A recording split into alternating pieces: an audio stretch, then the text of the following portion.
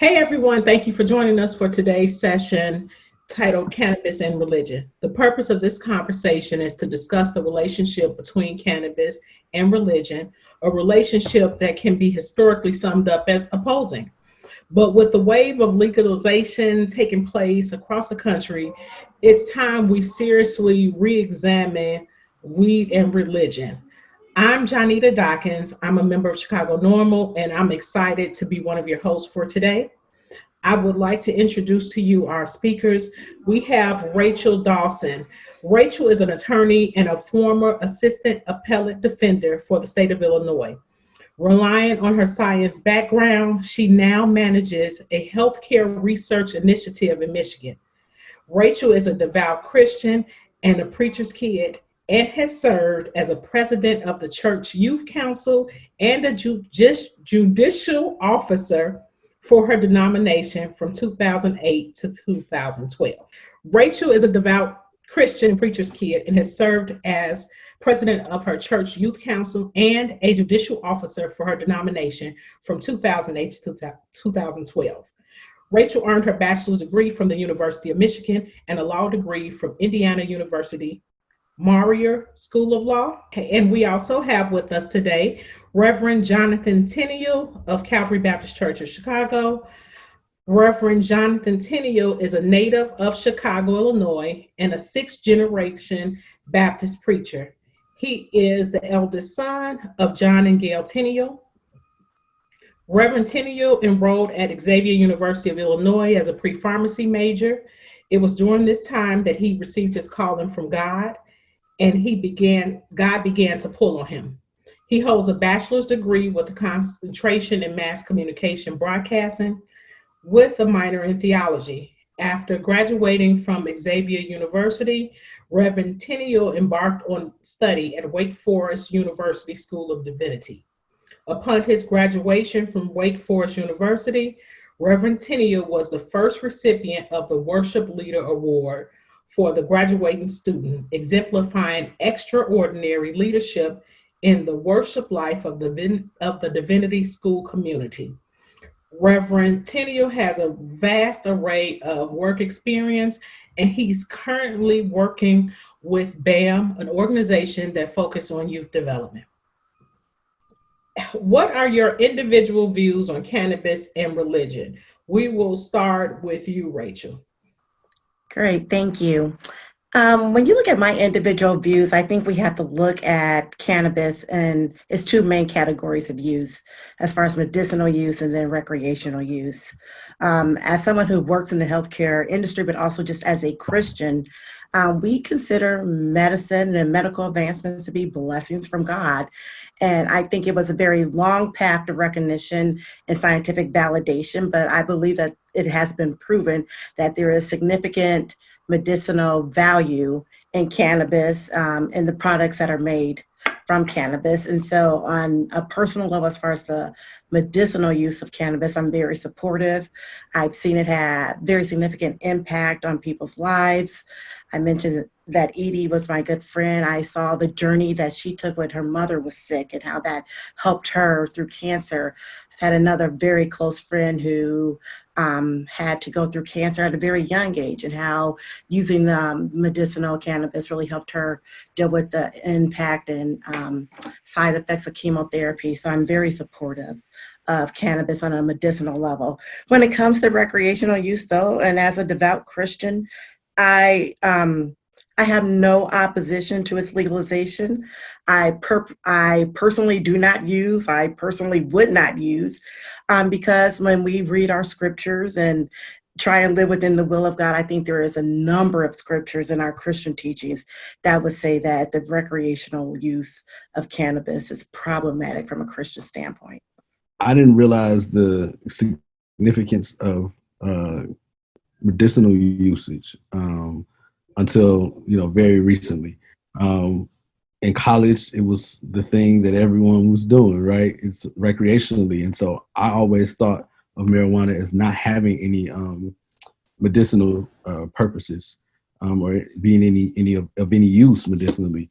But I had a relative who was diagnosed with cancer a while back, and one of the things that this person did use recreationally previously in their life, and they found that it was comforting. It relieved some of the pain that they were experiencing. It gave them an appetite when they did not want to eat, and so it gave me a different kind of perspective on it. Now, with it being now legalized here in Illinois for recreational use as well, I'm trying to put it into perspective from a religious standpoint of what it must have been like for the church during the time of prohibition of alcohol, right? Which is something that we still struggle with. The church still struggles with this experience. What do we do with alcohol? How do we feel about alcohol? You know, the pastor comes to the wedding and everyone's watching to see if the pastor's going to drink at the reception, right? And so, and there are some pastors who have lost their placement, their jobs, because they went to a wedding reception and had maybe one glass of wine. They weren't necessarily drunk. And so I think the thing that we must hold on to as when it comes to anything, and I'm not speaking just specifically of weed or alcohol, when it comes to anything, in moderation. And I think it can be useful for some people recreationally in moderation. It can be helpful, I think, in that regard. But it's when we get above, when it seems to have control or power over us, that I think it can be problematic. If you had somebody that was, we call them kind of curious, what would you suggest to someone who is religiously devout, but is kind of curious, whether that's medicinal, or whether that's recreational, what if they approached you, as somebody, who is spiritual and it could guide them, what kind of advice would you give them? I think I always like to give people, one, it's our job as Christians to give them the word. And then, like God, they have to make choices. So when we look at the word of God, it was interesting as I was preparing for this, I was talking to my father and my sister last night about the recreational use. And when I told them how I was thinking about it, they gave me some new perspective that I think I would want to share with someone who's kind of curious as a Christian. First, as the pastor mentioned, it's about excess use. When we think about drugs or not drugs, but alcohol, typically in the Christian setting, most Christians believe that it's okay to drink wine, for instance, as long as you don't use it in excess, because throughout the Bible, wine is used at festivities and events, but also for healing. And so they all, what the scripture continuously tells us is that we have to be sober of mind as a Christian, and to not do anything that is mind altering that would impact our ability to make godly decisions or good judgment.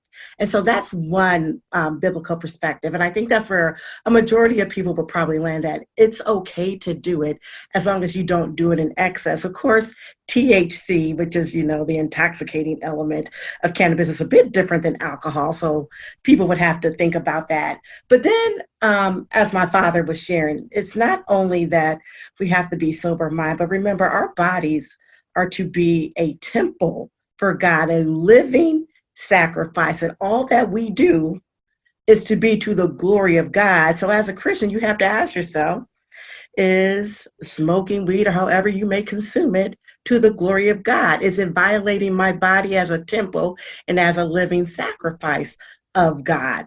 And I would share those scriptures with them, and then I think they have to make that choice based on their level of comfort and their own personal relationship with God. Well, I agree with Ms. Dawson. One added element I would add to that is a lot of ways culture and society shapes the way we view things that we experience in our culture. I think because it's been so looked down upon in our culture and in our society, there's this kind of social image that we attribute to those who smoke weed.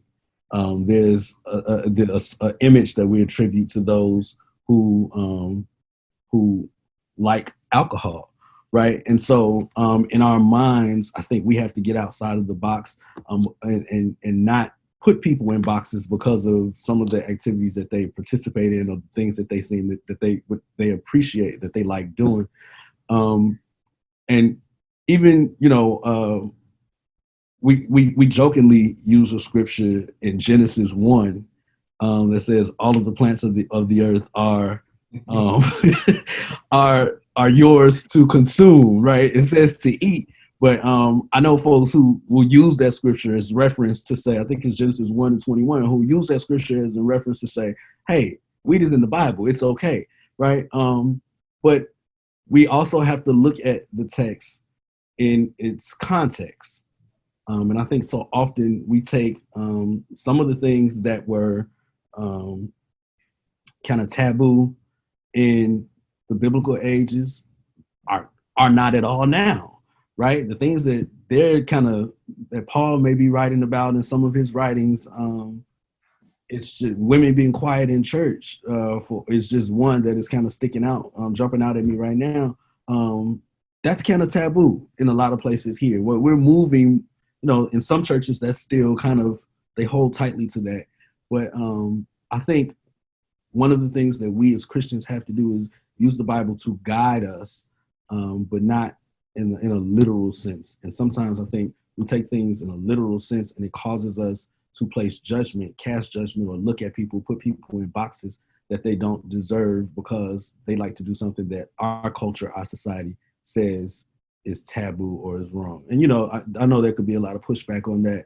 But I think we have to, as the church, have to move out of our comfort zone if we would like people to get out of their comfort zones and to hear what it is that we have to say. What you just pointed out is brilliant. I think you have to look at it from multiple angles and approach them in a way that's comfortable. And I'll be honest, even in my college days, some of the most thought-provoking religious conversations happened amongst my friends. They knew I was the kid who I was going to church on Sunday. I don't care what we did on Saturday night. I was going to church on Sunday morning. Y'all sleeping with the hangover. I was going to church. And part of that was because I had different responsibilities. I was a musician. I was active. And so whenever they had questions of theodicy, questions about God, and how God was in there impacting their life, or involved in their life and their situations, a lot of the times it happened as we were smoking together. This was in my college days before I was ordained and all of that. You gotta give context. Let me put a timeline. But some of the most thought-provoking questions arise in that experience of us sharing that time together. And believe it or not, there's a level of comfortability a lot of times that I think we as Christians miss out on when you don't have to participate in order to kind of get folks' ears or be a part of a conversation. And I think, we automatically say, oh, they do that, I don't do that. And so I'm going to distance myself from them. And it causes us to not be able to reach as many people as we would. But some of the most thought-provoking questions for some of my friends who did not go to church, for them, that was a moment of preaching, a moment of church for them, that they were able to have some conversation around God and who God is to me and how God shows up in my life in those kind of sessions. I want to give a bit of pushback on that point. However, as Christians, we should be open to discussion. We should not be judgmental. We should make ourselves an open avenue and a comfortable space for people who are exploring religious questions or doubting how they should make decisions and things of that nature. But we also have to understand that even within a cultural context, God and His Word are unchanging. And so even as we talk to people about, the use of cannabis, like I said, I think people have to make decisions for themselves. I probably, like I said, I have no opposition to the legalization of cannabis for recreational use. I would prefer that people not use it excessively, but I don't think as a Christian I would feel comfortable just saying, oh yeah, get as blunted as you want it, because that's not what the Bible teaches us, because that will alter your mind and you will not be making decisions. I kind of laugh when the pastor mentioned, smoking in college, because although I've never smoked, I definitely drank. And I often thought I was being my smartest when I was drinking. And frequently you learn later you were not.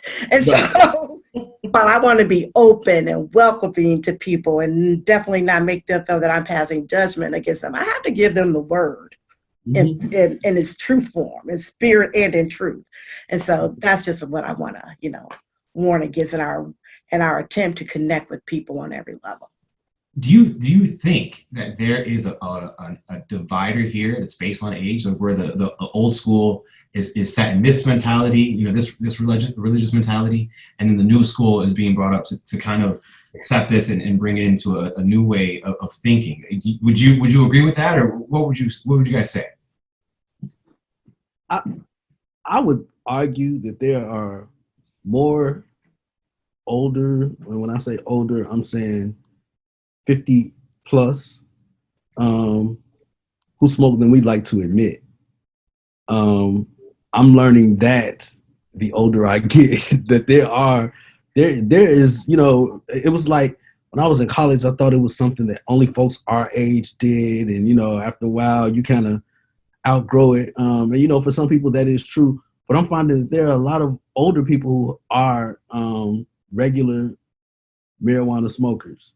And they're able to function and go about their day. It doesn't cause any issues or any problems. And so I think, kind of touching on that question, I think there is a divide kind of religiously in that aspect. And maybe not just by age. Some of us who are raised in church and we've been taught that you don't do this. This is not of God. That is not of God. Some of us may hold on to those stronger than others. And then there are some who did not come up with that upbringing, who are millennials, and they believe, hey, this is, I'm not hurting anybody. I'm not harming anyone. It's a personal choice that I'm making. But then you've got some older folks who, my mom's age, 60 and plus, and they just think, you're not supposed to do that. You're not supposed to do this. And so they've been conditioned and taught that is what they, how they're supposed to behave. That these are things that are not becoming of Christians, and so they shy away from them. But I think the flip side of that is there are quite a few who undercover are in our churches, in the pews, very active, and in their personal time, they are smoking marijuana. I mean, it is a reality. I'm discovering, as a pastor, I'm discovering that more and more. And I'm like, wait, really? You like it? And now it's almost not a shock. It's like, oh, okay. I never would have imagined you, but okay, right? No judgment. But I think it's a reality. And I think the legalization of it in a lot of places is kind of it's removing the blinders, opening up the curtains and allowing some people and a lot of people to say, hey, I've been doing this for years. Now I can do it legally with no ramifications. But then again, in the back of their mind, there's this idea, but if I do it publicly and my church members find out, or people who look up to me as far as they're watching my witness, people I want to inspire may look at me differently because this is something that I do. And so trying to figure out how to navigate that, how to play this balancing game of not being judgmental, but still giving folks grace to kind of grow in God. And so, yeah, I think that's the struggle, balancing that. Do you think one can practice and consume THC at the same time? Practice their faith. Practice their faith. I do. I think the practice of our faith, in the way that I understand practicing our faith, and the very core of that is love. And the fact that someone consumes marijuana, however I don't think that takes away from their love. Now, the body being a temple, that God within our temples, our physical temples. And so that part is still kind of hazy to me on how we can correlate those two, bring all of that together. But I know some people who consume marijuana, who smoke marijuana, THC included. And if you had not smoked with them or saw them, you would never know that that's something that they do, because their faith is so alive and real. They practice that love. Their faith is strong. They're encouragers for everyone else. They bear the fruit of the Spirit, and the gifts of the Spirit. And for some of them, they consume marijuana. And so, am I going to say that Am I going to say that they're less of a Christian because of that one thing, or are they Christian-like because they have the fruit of they possess, they display the fruit of the Spirit, and you exercise their gifts of the Spirit? I'm going to say no. They are fully Christian, and so I think the two can go hand in hand, but there's a fine, very, very fine line. Rachel, how do you feel? Do you feel one can practice and consume at the same time? Right. Absolutely. Before I even address THC directly, I want to say everybody sins multiple times every day, right? And there are just, in our society, in the Christian society, especially in the American version of Christianity, there are just certain things we obsess about more than other sins, sexuality, drugs and alcohol, but we all sin multiple times every day. And so absolutely, Christianity is a journey. We all fall short of grace. And so none of us sit perfect. So absolutely, you could be a practicing Christian in different parts of your faith. Some of us are weak in faith at times. Sometimes our faith is stronger. But as it relates to THC, absolutely, you can, because like I said, one, it's about, are you using it to the point of excess where you are no longer sober in mind, or are you using it responsibly? But even if you are using it at points of excess sometimes, that's part of the Christian journey. And that's something someone has to, work through and reconcile with God around. But yes, all of us engage in something that we struggle with. So again, like he said, there's that fine line of, is this to the glory of God? Is this violating my temple as a living sacrifice? But I think responsible use, absolutely, you can walk in your faith and use cannabis. What would you say to religious communities that are anti-cannabis? I think like I said, at my starting point, I would really struggle with a Christian community that still oppose the medicinal use of cannabis, because I don't know what grounding they have, even looking at scripture, what they're relying on, unless they are those pure faith healers and they just don't believe in the use of medicine, and, more power to them. As far as the recreational use, again, I totally understand that viewpoint. I think scriptures support that viewpoint. But I think, again, the important thing is that the church is supposed to be helping people with their Christian journey. And we're supposed to be welcoming. So we should not be shunning people, no matter what they may be struggling with that we may not disagree with. If anything, we're supposed to be there for their healing and not for their discrimination and disconnect from a Christian community. Reverend Tennial, what would you say to religious communities that are anti-cannabis? I'll say Christianity in America, religious communities in America are so diverse. You could have two Baptist churches that are part of the same umbrella, but they have very different beliefs, very, very vastly different beliefs on the same exact view. And I think that's the beauty of religious life in America, that there is this freedom to serve God in the way that you see fit. And so yours may not, the way you believe God to intercede or interact in your life may not be the same for me. But I think I am one who believes in this religious pluralism. Okay, that's your belief. It's not my job to force my beliefs on you, just as I would hope that you would respect my beliefs. And so, to those who are anti cannabis, more power to you. That's not my. That may not be my where I sit, where I rest. That's not where I rest with it. But the fact that we have differences allow us space to have better conversations and come to a better understanding. And so I don't think it would be my job to say anything to them if they're anti cannabis, because that's between them and God. And if I may, I mean, I think you both just touched on something really important within the religious space, and I think at the same time within the cannabis space. Oddly enough, right? Finding that common ground.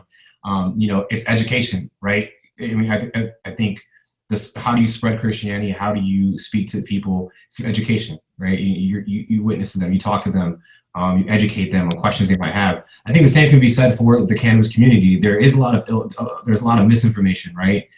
There are those individuals that oppose this, for no reason at all, and it's simply because there's a lack of education and there's a lack of understanding. And so we try to educate them, doing what we're doing now, having this beautiful, healthy dialogue. But I really want to highlight that because I thought it was a really cool point to highlight that. I think at some playing field, right, at some level, cannabis and religion kind of have the same problems, and they're trying to address those problems in the same manner. I agree with what you're saying, Alex, that it is some similarities in cannabis and religion, but often I think that religion is used as a tool against cannabis, and it has been this tool for a very long time. Why do you think religion is used in that format to be anti-cannabis?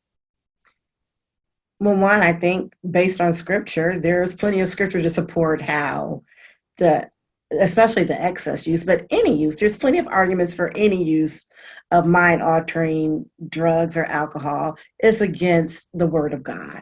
And so I think Christians, especially more fundamental-based faiths, definitely have strong supporting arguments within our scriptures and teachings that would support that. But I also think, you talk about cultural practice.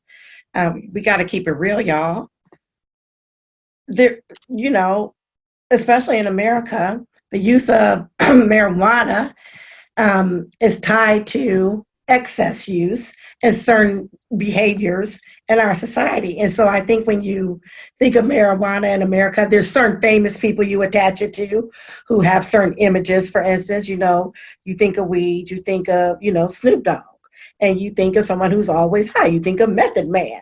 And so you have these images of people that engage in what many would consider excess use and not something that people would consider what Christians ought to be doing. But even when you look at the hippie movement of the 60s, these were people and, they were all about sex, drugs, and rock and roll.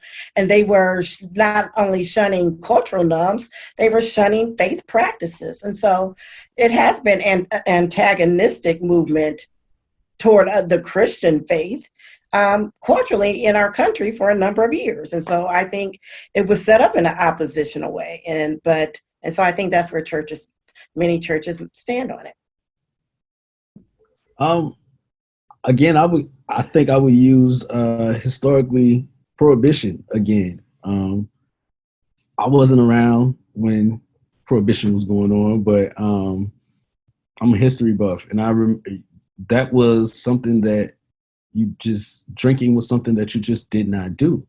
And when it became legal, it became a little bit more accepted. The church still, as we said earlier, has this song and dance.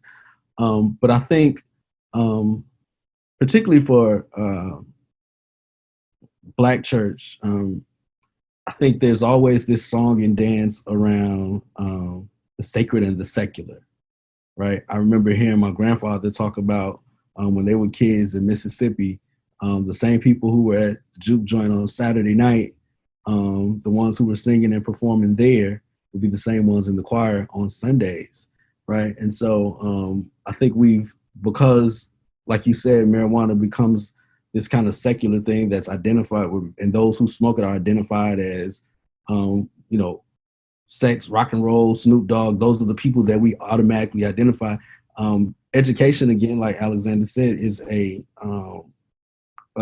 tool I think that we need to use. That we need to, if we're going to understand it completely, then folks who use on the regular, who aren't high all day like Snoop Dogg or like Method Man or some of these famous people that we see, that we're inundated with when we think of marijuana usage, there are some common people. And so the education piece, I think, is very, very important when we talk about it, particularly going forward now that it's legal, because this is going to be something that I think we struggle with for the next 5 to 10 years as it becomes more widespread legal across the country. I think as society continues to move and those younger generations, now the millennials, become older, I think those who come behind us will have a different mindset, different picture, different images of who these people are that consume marijuana, and it won't be strictly the images of Snoop Dogg and Method Man. I think another important issue I don't want to overlook in that is the concerns of how much of a gateway drug is it. You hear scientists argue over this, but definitely even in our society, most people, especially churches, I think, feel like it's a gateway drug. And even, the famous Prince lyric, my cousin tried weed 1 month and now he's doing horse the next month. And so how much of a gateway drug, and even if on a chemical molecular level, it's not a gateway drug. Like I said, it impacts judgment. So you may be high, and so now someone can convince you to try, as we say at home in Chicago, that stuff, or heroin, or the next level of drug that's definitely not something that we're advocating legalization of or recreational use of. And so I think we have to think about the gateway issue. I think that's a really good point that you bring up. You guys touched on something that I have to, and especially as the Reverend said, he's a history buff, so I have to interject real quick. I just want to throw this in there. From a historical perspective, right? There, and especially as this entire panel, this entire group is folks of color, we understand all too well that religion has really been looked at as like the spiritual arm of law enforcement as it pertains to the war on drugs, right? And we all know that growing up in church, the devil's lettuce is it's a sin, stay away from it. Do you feel like religion was, do you feel like religion could have been used as or weaponized in the fight or in the war on drugs?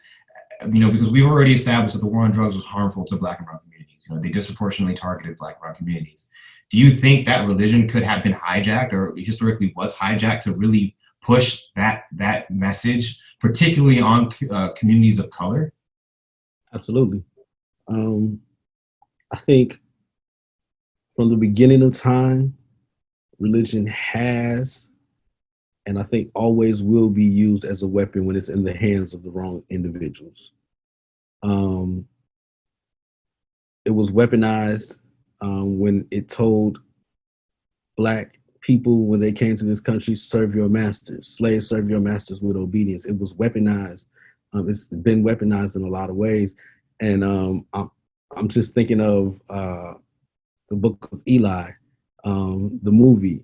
Had the Bible gotten into the hands of the wrong individual, think about the pain that would have been inflicted on those people going forward. The guy that had an agenda wanted the Bible so that he could control others. And I think in a lot of ways, religion can control human behavior and not allow us to, I don't want to say live into who we are, but I'm always thinking of PKs who are under their parents' thumb, or church kids who are under their parents' thumb, and then they go to college and they just go buck wild, right? We've all experienced some folks like that who they did nothing wrong, and then when they got a little taste of freedom, they try everything because there was no opportunity to experience. I won't say experiment, but to experience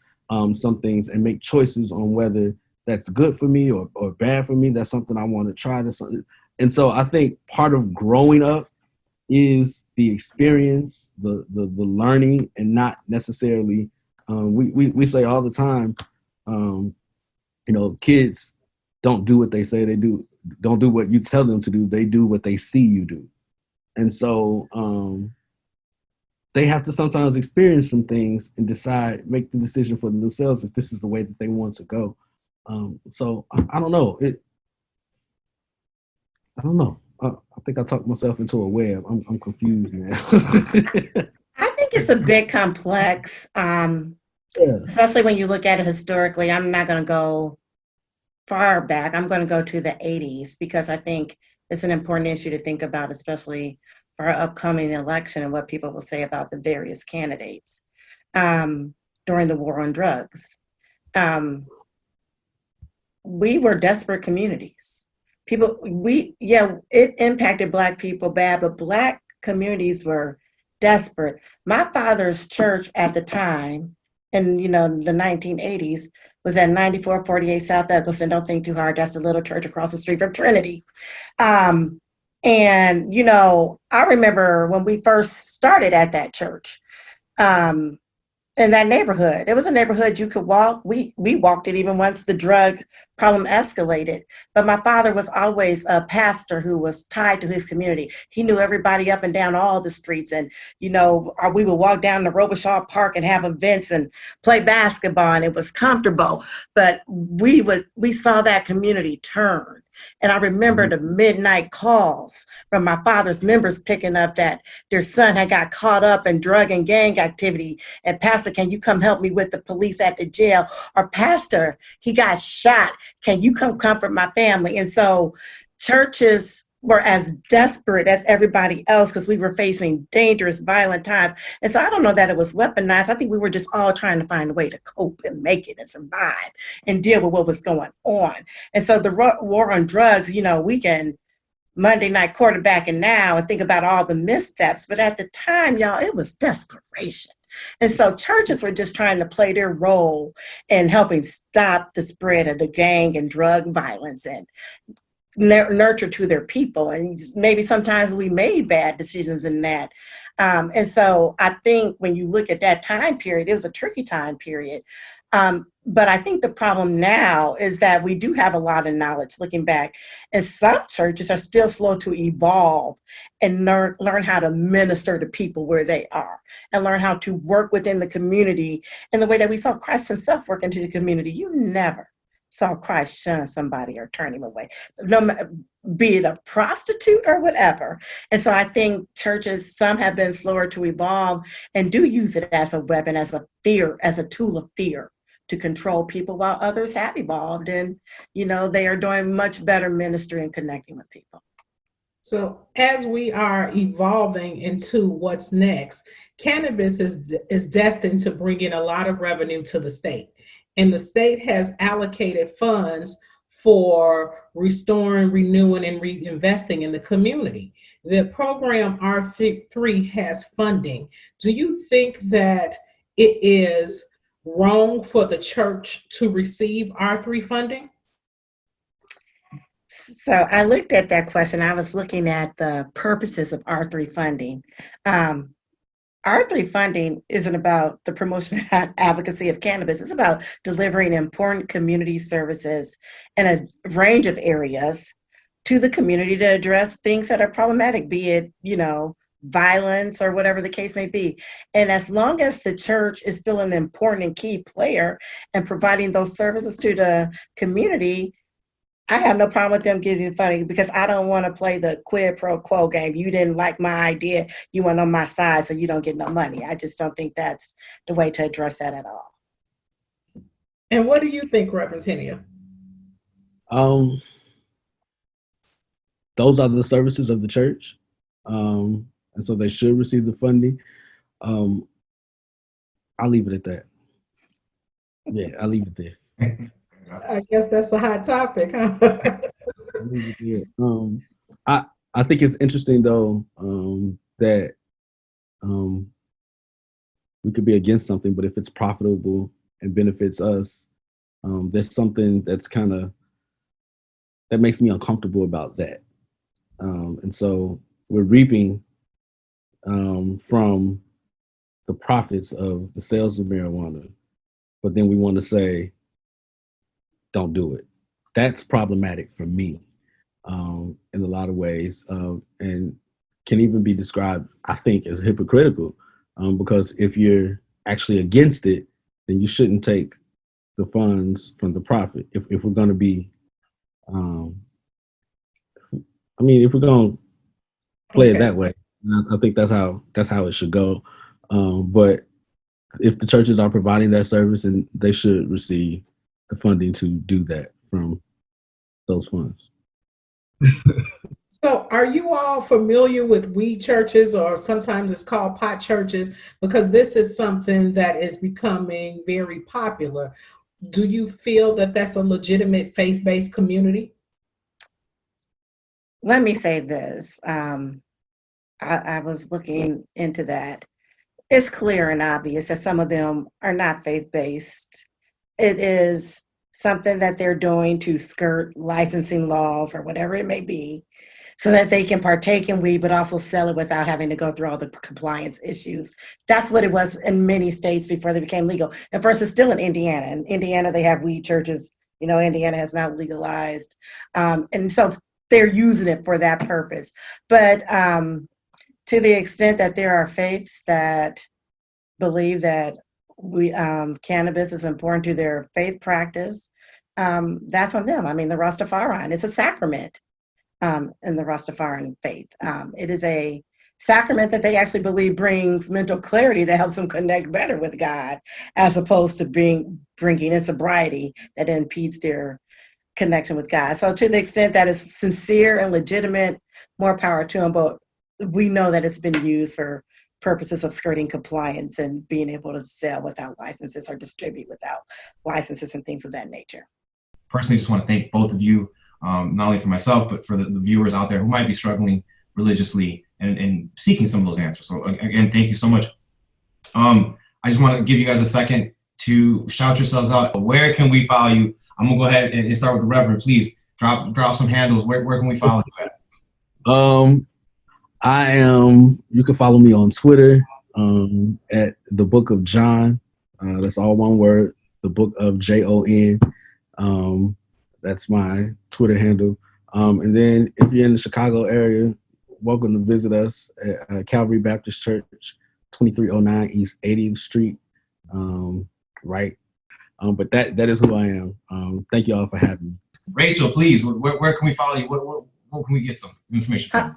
Although I have Twitter, and on Twitter, my handle is way too radical because I like to clown. But I feel I'm older than the pastor, and because I'm older than the pastor, y'all know my generation, we hang out on Facebook. And so I am Rachel Rouse Dawson on Facebook, and I am on there all the time. And for anyone that might be thinking about or look interested in the church that you attend, where can they? I am in Ann Arbor, Michigan, and I attend Bethel AME Church. It is a great church if you're ever visiting Ann Arbor. We still have Hash Bash, so you might be in town for that. Come on over to Bethel and get filled with the Spirit. Thank you all. Thank you all so much. We really appreciate your participation. This was an excellent discussion. Thank you so much for your insight.